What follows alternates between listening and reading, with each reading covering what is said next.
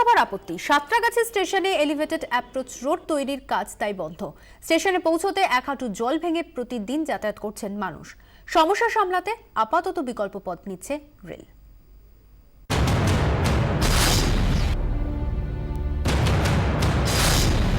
মানুষ আসা যাওয়া করতে পারে, বাচ্চাদের নিয়ে সবাইকে নিয়ে আসা যাওয়া করছে। দেখুন কি অবস্থা করে, জামা প্যান্ট ভিজে। এখন যাবো অনেক দূর। কোথায় যাবে? যাবো পুরী।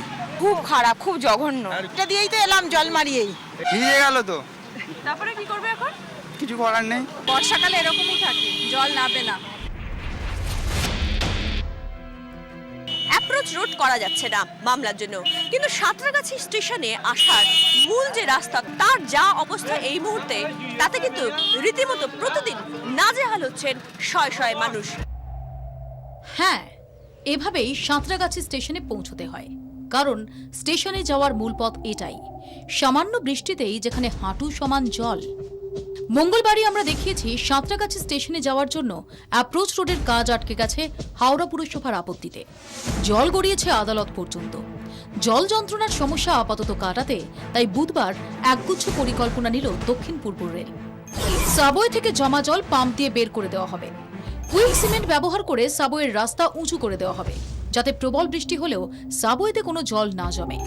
সাবওয়ের ভিতরে একদিকে ফুটপাত তৈরি করা হবে।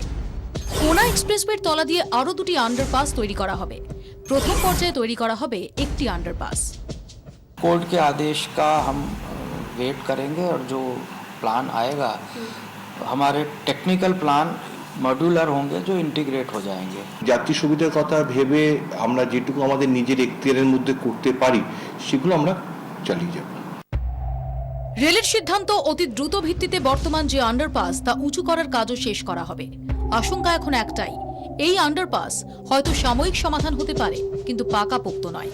পুরসভার আপত্তিতে শেষ পর্যন্ত এলিভেটেড অ্যাপ্রোচ রোড না হলে সাঁতরাগাছি স্টেশনকে নিয়ে যে স্বপ্ন দেখা হচ্ছে তা বাস্তবায়িত হবে না। তাই হাওড়া শিয়ালদার পর সাঁতরাগাছি রাজ্যের অন্যতম বড় টার্মিনাল হবে নাকি এই ছবি থেকে যাবে, সেই বল এখন রাজ্য প্রশাসনের কোর্টে। ক্যামেরায় চাঁদ মিয়ার সঙ্গে শ্রেয়সী গঙ্গোপাধ্যায়ের রিপোর্ট, 24 ঘন্টা।